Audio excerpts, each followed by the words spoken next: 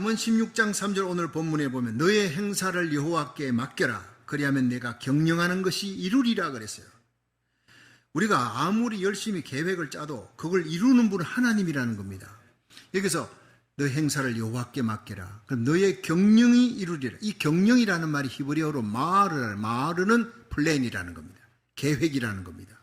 여러분 하루의 계획이 있고 한 달의 계획이 있고 1년의 계획이 있는데 여러분 그 계획이 누가 이루느냐? 내가 계획을 짜도 이루시는 분은 하나님이시다.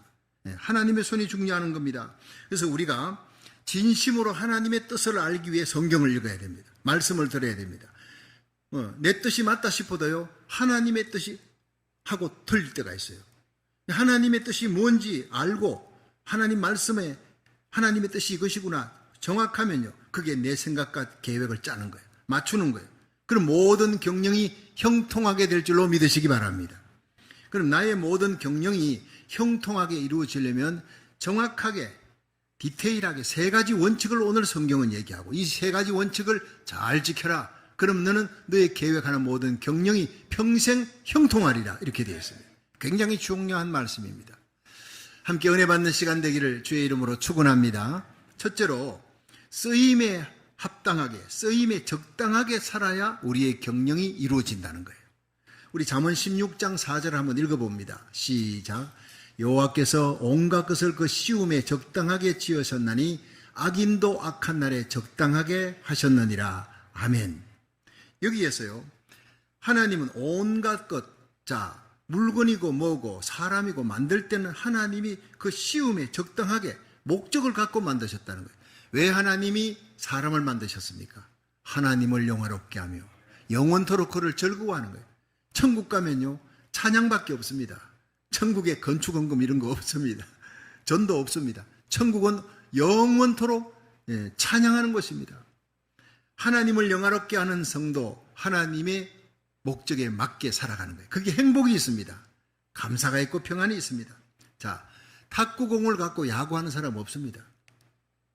야구공 갖고 탁구하는 사람 없습니다. 그러면 문제가 크게 생깁니다. 일이 안 됩니다.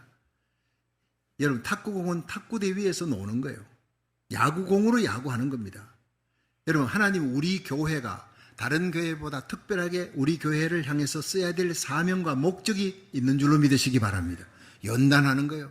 나의 가는 길을 오직 그가 아시나니 그가 나를 단련하신 후에 내가 정금같이 나오리라. 개인도 가정도 교회도 하나님이 연단해서 그 목적에 맞게 쓰시려고 연단하는 거예요. 요셉도 다윗도 다니엘도 다 하나님이 그렇게 목적에 서시기 위해서 연단하시는 거예요. 여러분, 우리가 우리의 위치에서 연단을 잘 받으면 하나님이 영광을 받으시고 우리는 행복해지는 겁니다. 우리의 경영이 다 이루어지는 거예요. 예수님이 이 땅에 오셨습니다. 예수님의 목적이 뭡니까? 하늘 영광의 보좌를 버리고 이 땅에 오신 것은 우리를 위해 십자가에 달려 죽으시기 위해 오신 겁니다. 발가벗기우시기 위해, 수치와 부끄러움을 당하시기 위해, 매맞기 위해, 창맞기 위해서, 못 박히기 위해 오신 겁니다. 우리는 살기 위해 태어나잖아요. 어린애기가 다 태어날 때 응아할 때요, 두 손을 콕 쥐고 온 세상 것 다 내가 쥐겠다는 거예요. 죽을 때는 어떻게 해요? 다 펴고 갑니다. nothing, 아무것도 없어요. 빈손으로 왔다가 빈손으로 가는 거예요. 예수님은 이 땅에 오셨을 때 살기 위해 오신 것이 아니라 죽기 위해 오셨습니다. 그가 찔림은 우리의 허물을 인하며 그가 상함은 우리의 죄악을 인함이라. 그가 징계를 받음으로 우리가 평안을 누리고 그가 채찍에 맞음으로 우리가 나음을 입었도다. 우리는 그릇 행하여 각기 제 길 갔어요. 여러분, 버려진 약물이처럼 잘못된 길 갔지만 우리 무리의 모든 죄악을 다 그에게 담당시켰었어요. 그에게 모든 눈물이, 모든 고통과 아픔과 저주가 다 담당되어진 거예요. 예수님이 울어주시고 우리에게 웃음을 주셨어요. 영원한 웃음을 예수님이 발가벗기우셨습니다. 그 수치를 당하시고 우리에게 그리스도의 신부의 세마포 옷을 입혀주셨어요. 예수님 두 손 두 발에 못 박혔어요. 내 두 손이 지은 죄, 내 두 발로 지은 죄가 예수님의 그 두 손 두 발에 못이 박혀 내 마음으로 품었던 죄가 주님의 옆구리에 창을 박았어요. 내 머리로 생각했던 그 모든 죄악들이 세상 기쁨이 주님의 머리에 가시 면류관을 썼어요. 그리고는 우리에게 아름다운 천국의 영광의 면류관을 씌우기 위해 그 고난의 십자가, 수치와 부끄러움을 그 죽음을 당하셨다는 위대한 교환이 바로 갈보리의 십자가에서 이루어진 줄로 믿으시기 바랍니다. 십자가의 도가 멸망하는 자에게는 미련한 것이로되 구원 얻는 우리에게는 하나님의 능력이 되는 거예요. 이 십자가를 지기 위해 예수님 오셨고 그 목적을 이루고 다 이루었다 하셨어요. 죽으셨어요. 하나님이 3일 만에 죽음에서 다시 부활시켜 주신 줄로 믿으시기 바랍니다. 예수님을 하나님 우편에 앉히시고 모든 이름을 예수 이름 앞에 무릎 꿇게 하신 거예요. 여러분, 우리가 예수님과 함께 영광의 멸류관 쓰기 원합니까? 주님 곁에 서기 원합니까? 십자가를 져야 합니다. 사명의 십자가를 끝까지 잘 지시기를 주의 이름으로 축원합니다. 우리의 목적입니다. 우리가 하나님의 자녀로서 살아가면서 먼저 하나님 나라 의를 구하며 십자가 사랑 전하며 생명의 복음 전할 때 모든 것을 더하시리라. 마태복음 6장 33절.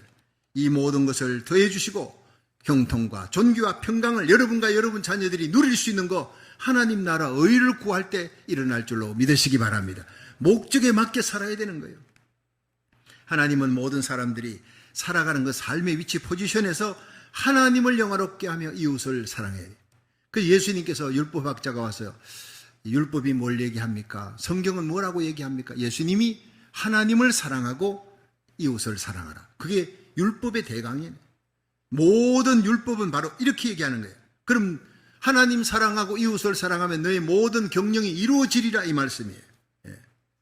어느 미국의 홈디포에서 일어난 일입니다. 어떤 젊은이가 아침 일찍이 홈디포의 문을 열자마자 들어와서 물건을 하나 사가지고 이렇게 나가는데 그 계산대로 가니까 그 계산대에 직원이 있습니다. $100짜리 지폐를 내놓는 거예요. 물건값은 $3밖에 되지 않으니까 직원이 좀 당황했어요. 주디라는 사람인데 주디라는 여직원이 잔돈 없으세요 아저씨 하니까 죄송해요. 지금 $100 지폐밖에 없어요.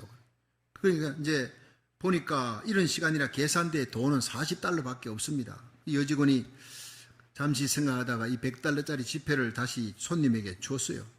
그리고는 자기 지갑을 열어서 $3 지폐를 내가지고 그리고는 금전출력기에 넣고 영수증을 찍어가지고 영수증을 젊은이에게 주었어요. 그러면서 웃는 얼굴로 우리 홈디포에 오셔서 이용해 주셔서 감사합니다. 친절하게 얘기한 거예요. 그러니까 이게 젊은이가 어리둥절한 겁니다. 자기는 돈도 내지 않았는데 100불 다시 받고 그리고는 영수증까지 받아가지고 친절하게 인사받으니까 그러나 급한 마음에 빨리 물건 사가지고 가야 되니까 나갔어요. 며칠 후에 그 젊은이가 다시 그 매장에 홈디포에 나타났는데 아버지와 같이 나타났습니다. 놀랍게도 그 아버지는 미국의 유명한 건축회사인 잔슨 컨스트럭션 컴퍼니예요. 그게 회장입니다. 밥 존슨 회장입니다. 이 밥 존슨 회장이 여직원 주디에게 얘기했어요. 며칠 전 제 아들에게 호의를 베풀어줘서 너무 감사합니다. 우리 회사에서 이사회를 열었어요. 그래서 앞으로 모든 건축에 필요한 자재를 모두 이 홈디포에서 다 구입하기로 했습니다. 대박이 난 것입니다. 얼마나 놀랬겠어요. 얼마나 기뻤겠어요. 주디라는 한 사람 여직원이 진심으로 행한 그 일에 일어난 기적이었다는 겁니다. 얘기는 여기서 끝나지 않습니다. 이 주디가 고액의 지폐를 거절하거나 짜증을 내지 않고 침착하게 친절하게 현명하게 대참으로 그 젊은이와 아버지를 감동시키고 그리고 또 그 홈디포에 큰 이득을 줬지 않습니까? 그 뒤로 그 젊은이가 거기 홈디포를 그냥 자주 들락거리면서 주디를 지켜봤는데 그 주디라는 직원이 자기에게뿐 아니라 모든 손님에게 똑같이 친절하게 진심으로 대하는 걸 봤다는 거예요. 그리고 감동을 받았어요. 그리고는 여직원 주디에게 청혼을 했어요. 나와 함께 결혼해 주시오. 그래서 이 주디는 밥 존슨 회장의 며느리가 되었다는 얘기입니다. 실화입니다. 이 이야기를 사람들은 $3가 맺어준 축복이라 그렇게 하면서 많이 퍼뜨렸습니다. 여러분, 모든 축복은 나의 작은 삶의 자리에서 그 보잘것없는 일이라도 하나님을 사랑하고 사람을 사랑하는 마음으로 진심을 다하고 최선을 다할 때 하나님이 축복해 주실 줄로 믿으시기 바랍니다. 이것이 너의 경영이 형통하게 되리라 하는 말씀이라는 거예요. 두 번째로 우리는 겸손하게 살아야 우리의 경영이 형통하게 됩니다. 잠언 16장 5절 한번 읽어보겠습니다. 시작. 무릇 마음이 교만한 자를 여호와께서 미워하시나니 피차 손을 잡을지라도 벌을 면치 못하리라. 아멘. 자, 여러분, 하나님은 교만한 자를 되게 싫어합니다. 밀어버립니다. 멀리 하시고, 그런데 겸손한 자를 가까이 하십니다. 야고보 4장 6절에 하나님이 교만한 자를 물리치시고 겸손한 자에게는 은혜를 주시느니라. 주 앞에서 너희를 낮추라. 그러면 너희를 높이시리라. 예수님이 겸손해요. 나는 마음이 온유하고 겸손하니 나의 멍에를 메고 내게 배우라. 예수님의 별명이 겸손하신 분이에요. 잠언 6장 17절에 보면요, 하나님이 미워하시는 7가지 죄가 나오는데, 교만한 눈, 거짓된 혀, 무죄한 자의 피를 흘리는 손, 악한 계교를 꾀하는 마음, 빨리 악으로 달려가는 발, 거짓을 말하는 망령된 정인, 7번째 형제 사이를 이간하는 자니라.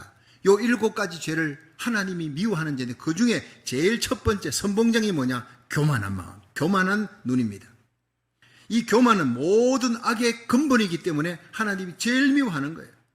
교만한 마음은 하나님이 은혜를 주지 않습니다. 절대 천국 갈 수가 없습니다. 주님 곁에 설 수 없어요. 교만하면요, 말씀이 안 들어오는 거예요. 교만한 자는 말씀이 안 들어오니까 말씀을 들을 수도 없고 감동도 없고 말씀에 순종하지 않습니다. 그러므로 교만을 하나님이 제일 미워합니다. 버림받은 자의 특징이, 그 마음이 저주받은 자가 교만해지는 겁니다.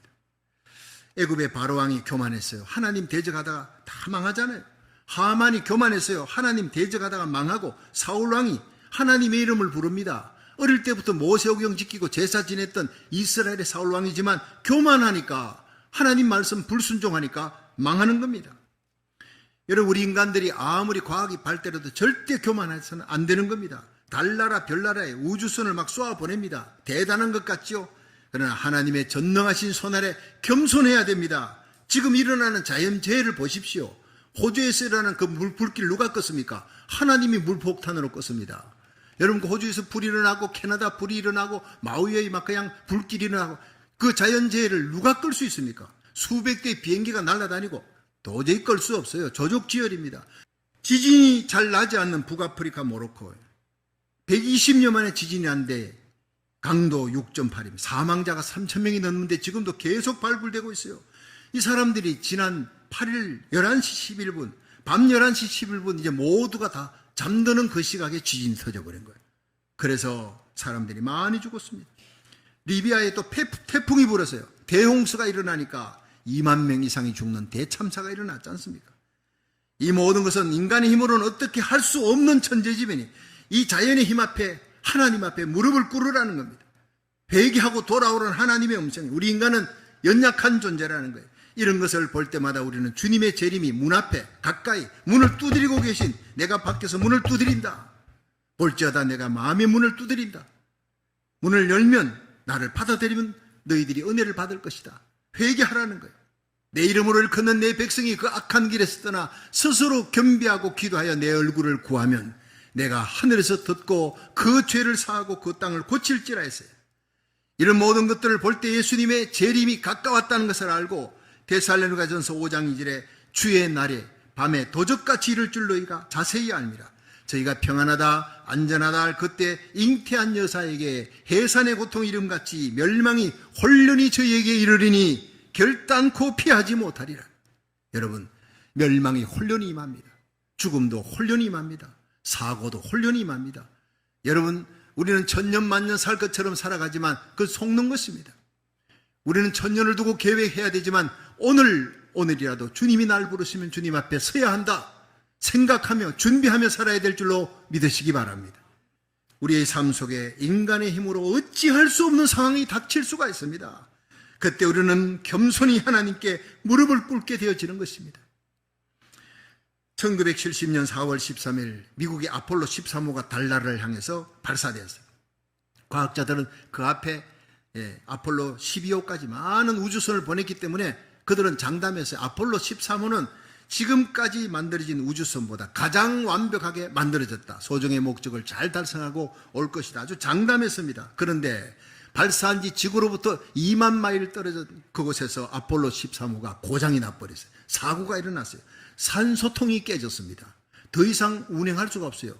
다 죽게 생겼습니다. 그러니까 우주비행사들이 휴스턴 본부에 급히 연락을 했어요. 어떻게 하면 좋으냐. 당신네들이 지금 북극성을 봐라. 그 북극성을 보고 다시 지구로 돌아오라.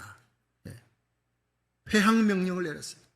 이제 인간의 힘으로는 도저히 어찌할 수 없어요. 모두가 우주선에 타고 있는 모두 우주인들이 다 죽을 수 있는 상황, 살 수 있는 상황보다 죽을 상황이 90%가 넘었습니다.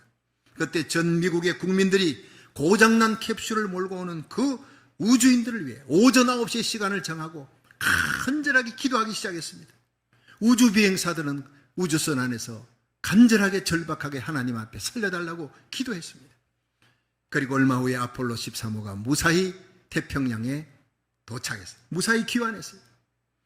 우주 비행사들은 미리 대기하고 있던 미 해군 군함에 의해서 구조됐습니다. 그때 그들이 제일 먼저 취한 행동이 해군 군목의 손을 잡고 기도하는 장면이 사진에 찍혔어요. 하나님 감사합니다. 주님을 찬양합니다. Thank you God. Praise the Lord. 그 모습이 사진에 찍혀서 그 주에 타임지에 사진으로 나왔어요.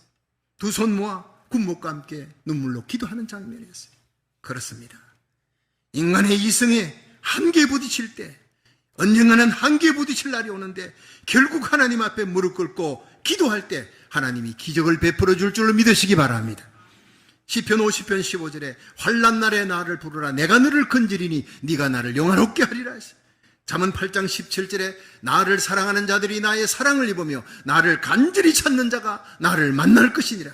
오늘 이 예배가 하나님을 만나는 예배 되기를, 기적을 체험하는 예배 되기를 주의 이름으로 축원합니다. 역대하 16장 9절에 여호와의 눈은 온 땅을 두루 감찰하사 전심으로 자기를 향하는 자에게 능력을 베풀어 주시느니라 했어요. 예레미야 29장 11절 나 여호와가 말하노라 너희를 향한 나의 생각을 내가 아나니 재앙이 아니요 평안이라 장래 소망을 주려는 것이라. 하나님은 심판하고 재앙을 내리는 걸 원치 않습니다. 소망을 주고 평강을 주기를 원하는 거예요. 너희는 환난 날에 내게 와서 기도하라. 내게 부르짖음에 와서 기도하면 내가 들을 것이다. 너희가 전심으로 나를 찾고 찾으면 나를 만날 것이니라. 단 한 번의 기도도 한 번의 예배라도 전심으로 드리고 하나님의 마음을 감동시키는 예배와 기도 드리시기를 주의 이름으로 축원합니다. 겸손히 하나님을 찾을 때, 지금은 온 세상이 겸손히 하나님의 이름을 부를 때예요. 겸손한 자에게 은혜 주시고 무릎 꿇고 기도하는 자에게 모든 경영이 성공적으로 이루어지며 형통케 하시는 하나님을 믿고 겸손하게 더더욱 하나님께 가까이 나가는 기도의 사람 되기를 주의 이름으로 축원합니다. 마지막 세 번째, 우리는 화목하게 살아야 하나님이 주시는 경영이 이루어진다 그랬어요. 잠언 16장 7절 한번 읽어봅니다. 시작. 사람의 행위가 여호와를 기쁘시게 하면 그 사람의 원수라도 그로 더불어 화목하게 하시느니라. 아멘. 자, 여러분, 모든 문제 해결은 하나님의 손에 달렸다. 하나님 마음에 달렸다는 거예요. 하나님과의 관계가 회복되어지면, 영적인 문제가 해결되어지면 육의 문제, 땅의 문제, 그 원수 문제, 대적의 문제, 이것은 하나님의 손으로 해결한다는 거예요. 원수라도 화목해 하시든가 원수를 처리하든가 그건 하나님이 하신다는 거예요. 누가복음 7장의 백부장이 자기 집에 하인이 병들어 죽게 생겼습니다. 마태복음 8장에 보니 이건 중풍병입니다. 그런데 자기 집에 중풍병 걸린 하인은 나설 수가 없어요. 병원의 의사한테 치료가 안 되는 거예요. 불가능한 문제입니다. 자기 친구들을 보냅니다. 벗들을 보내고 이스라엘 장로들을 보냅니다. 마태복음 8장에 직접 가는 거예요. 간절히 구합니다. 그때 예수님이 내가 이스라엘 전역에 이만한 믿음을 만나본 적이 없다. 칭찬하니까 거시로 하인이 나으니라. 여러분, 이 예배는 영적인 문제입니다. 하나님 만납니다. 예배 가운데, 찬양과 기도 가운데 말씀에 아멘하고 하나님 만나시기를 주의 이름으로 축원합니다. 여러분의 예배 드리는 태도가 하나님께 인정받으면 하나님이 칭찬하는 순간 여러분의 땅의 문제, 육의 문제, 집안의 문제, 자식 문제, 여러분 직장의 문제는 하나님이 해결할 줄로 믿으시기 바랍니다. 원수라도 화목해 되는 역사가 일어날 줄로 믿으시기 바랍니다. 마태복음 15장의 수로보내기 여인 보십시오. 딸이 귀신 들렸어요. 해결할 길이 없습니다. 예수님이 오셨다는 얘기 듣고 두로 시반 수돈 지방에 오셔서 딸을 집에다 묶어놓고 뛰어나갔어요. 그리고 다윗의 자손 예수여 나를 불쌍히 여기소서 내 딸이 흉악히 귀신 들렸나이다. 절규합니다. 근데 예수님은 듣지 않습니다. 한마디도 대답 안 해요. 예수님의 침묵.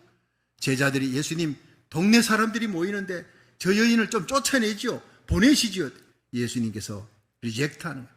난 이스라엘 백성의 잃어버린 양 외에는 오지 아니했느니라. 이 여인이 예수님 앞에 무릎을 꿇고 그 발 앞에 와서 주여 나를 도우소서 간절히 구하는 거예요. 예수님이 그 여인의 심장에다가 비수를 꽂는 말을 합니다. 내가 너 같은 개에게 떡을 주겠느냐 이 말이에요. 난 이스라엘 백성을 위해서 자식에게 주려고 떡을 준비했는데 이걸 개한테 주겠느냐. 퀴나리온, 떠돌이 불쌍한 개입니다. 불결한 개입니다. 그렇게 지하 자존심을 짓밟아버린 거예요. 그때 여인이 주여 올소이다. 난 개가 돼도 좋습니다. 그러나 주인의 상에 떨어지는 부스러기는 먹지 않습니까? 부스러기 은혜에 만족하며 여러분 불태전의 믿음, 물러서지 않는 믿음으로 그 가슴에 사랑을 안고 나가는 그 모습을 보고 예수님이 돌아서셨어요. 아마 예수님의 눈에 눈물이 가득했을까? 십자가의 길을 가신 예수님, 하늘을 보자버리고 이 땅에 오신 이유가 우리의 죄를 담당하고 우리의 저주를, 지옥의 고통을 대신 담당하고 우리에게 영원한 생명 주시려고, 영원한 기쁨 주시려고 십자가의 길을 가시는 예수님이 그 여인의 마음과 하나가 된 거예요. 가슴 속에 사랑이 있는 거예요. 내 귀신 들린 딸을 고쳐주기 전에는 결코 나는 예수님 떠나지 않겠습니다 하는 그 불굴의 믿음을 보시고 예수님이 마음속에 큰 위로를 받았을 거예요. 여인아, 내 믿음이 크도다. 내 소원대로 될지어다. 그렇게 인정받고 칭찬받는 순간 그 씨로 딸이 나으니라. 여러분, 백부장의 얘기, 수로보니 여인의 얘기 똑같습니다.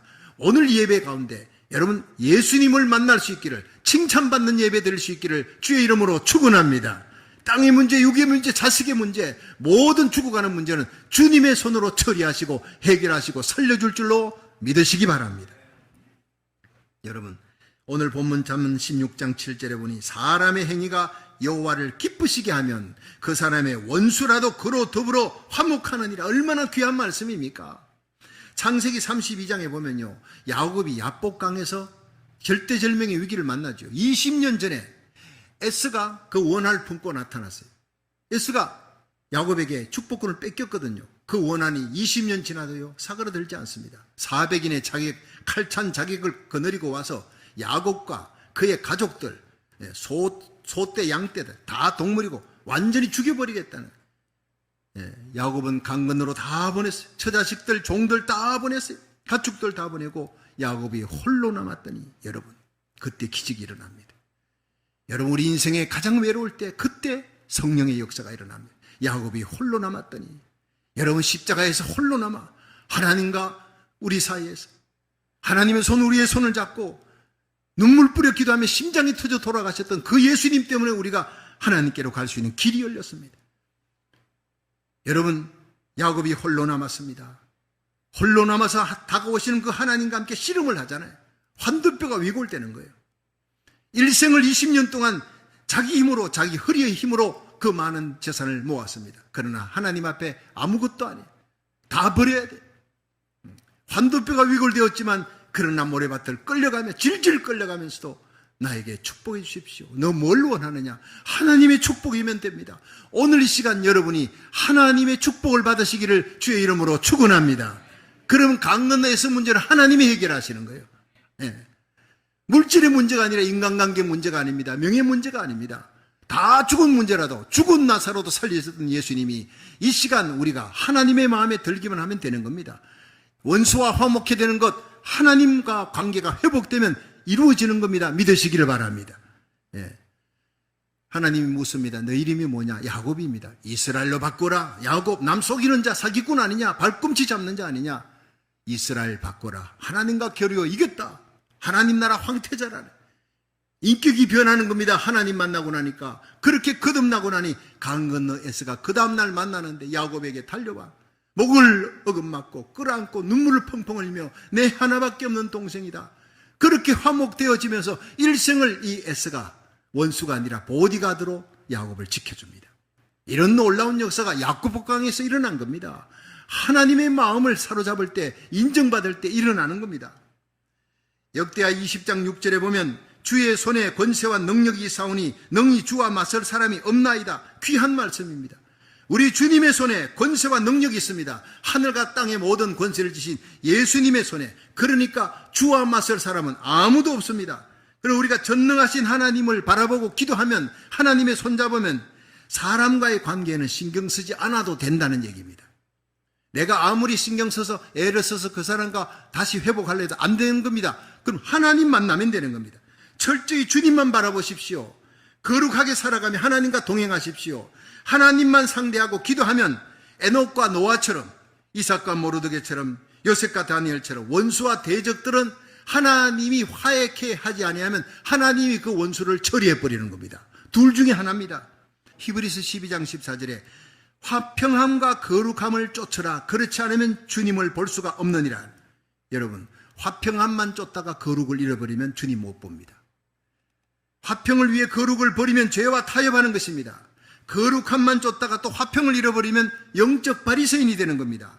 우리가 주님의 얼굴 뵙고 주님과 함께 서려면 화평함과 거룩함, 이 두 가지가 함께 공존해야 되는 겁니다. 이 악한 세상 속에서 화평만 쫓다가 타협하다가 거룩함을 잃어버리면 버려지는 겁니다. 그럼 우리는 언제나 악한 세상 살아갈 때 하나님의 자녀답게 거짓과 싸우기를 피 흘리기까지 싸우고 불의와 싸우며 이 시대의 비나서처럼 하나님의 자녀답게 거룩하게 살아가시기를 주의 이름으로 축원합니다. 그런데 가슴 속에 십자가 사랑을 또 안아야 돼요. 내가 아무리 저 사람과 화목하려고 손을 내밀어도 안 돼. 그 사람은 하나님이 버려버린 강팍한 사람. 그러면 내가 내 마음속에 십자가 사랑을 안고 그가 회개하고 돌아오면 언제든지 용서할 준비를 하고 살아라는 겁니다.